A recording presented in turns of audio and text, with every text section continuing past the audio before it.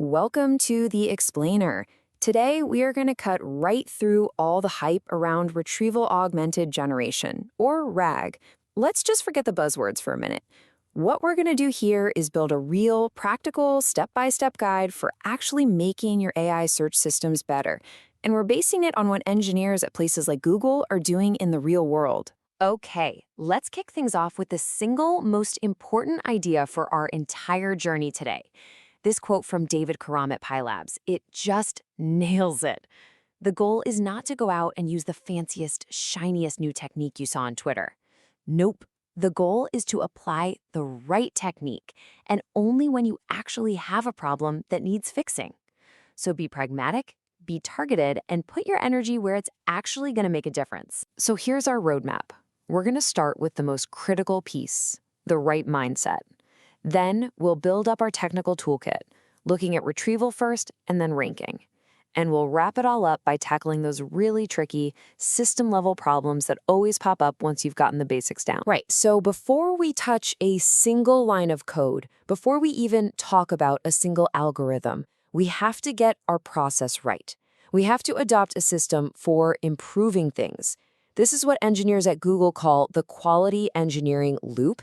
And honestly, it's the foundation for everything else we're going to talk about. This loop right here, this is where you're going to live. First, you baseline. Just build the dumbest, simplest version of your system and see how well it does. Second, you do a loss analysis. And I don't mean looking at some fancy aggregate score. I mean you dig in and look at the specific queries where your system failed. And only then, once you know what's broken, do you do step 3. Reach into your toolkit and apply a very targeted fix for that very specific problem. You got to start with the problem, not the solution. Okay, let's dive into the first part of our actual toolkit, retrieval. This is all about one thing, getting the right documents out of your knowledge base to begin with. Because let's be real, if you don't retrieve the right information, the best, most powerful language model in the world can't save you. You should always start here if you can. I mean, if you've only got a handful of documents, why overcomplicate it? Just stuff everything into the model's context window. It's the do I even need RAG step. But you're going to hit a wall with this approach pretty fast, as soon as your document collection gets too big or your texts get too long. So, what happens when your documents don't fit in the context window anymore?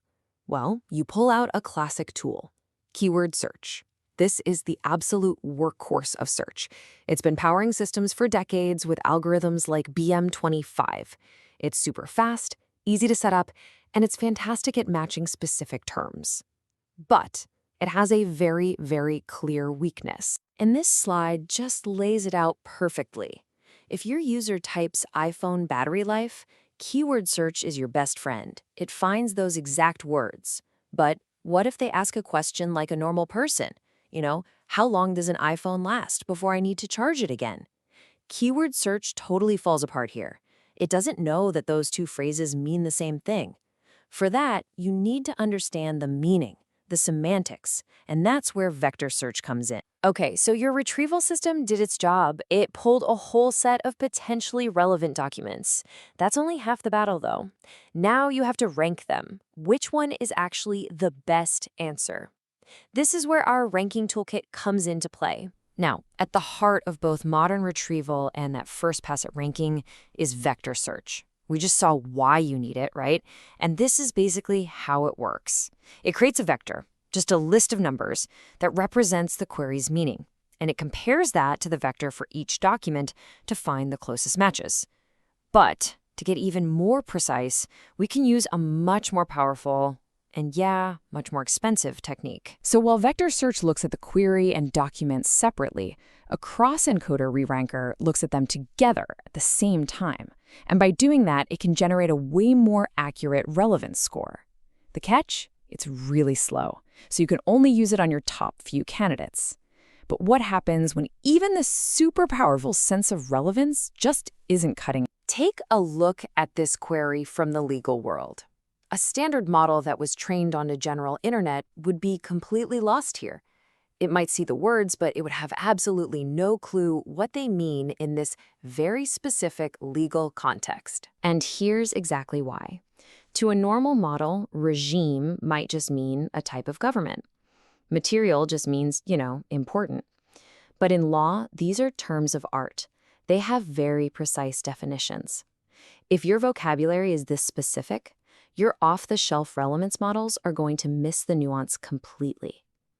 And this is the point where your loss analysis might scream at you that it's time to build your own custom embeddings trained on your own data. And a ranking isn't just about how relevant the text is. For a really great product, you have to think way beyond that. Think about Google search. It's not just relevance, it's PageRank, right? A measure of a site's authority.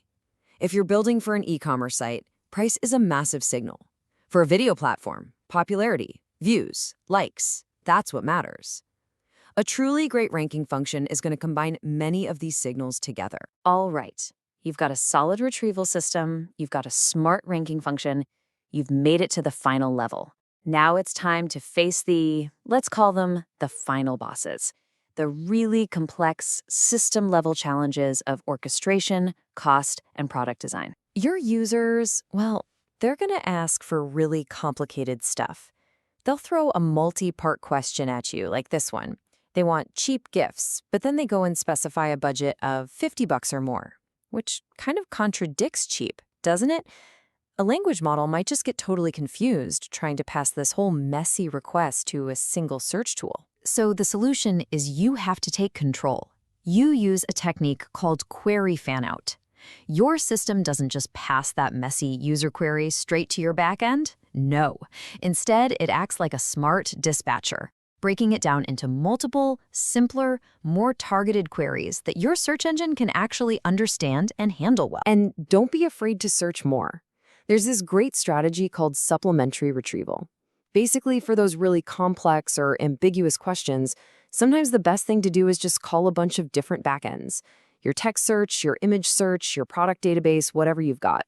It just increases your odds of finding that golden nugget of information. When in doubt, search more. Now, as your system gets more and more complex with all these fanouts and multiple backends, your costs can just skyrocket. This is where a really powerful technique called distillation comes in. See, a huge general-purpose model is often way overqualified for one specific task. With distillation, you can train a smaller, cheaper, and faster model to be just as good at that one particular job. But even after all of this, after you've optimized retrieval, ranking, orchestration, and cost, your system is still going to fail sometimes. It just will. These are stochastic systems, right? Perfection is impossible.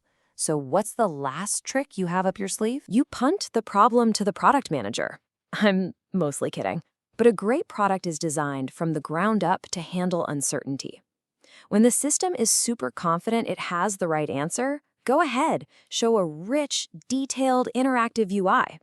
But when its confidence is low, it should gracefully degrade.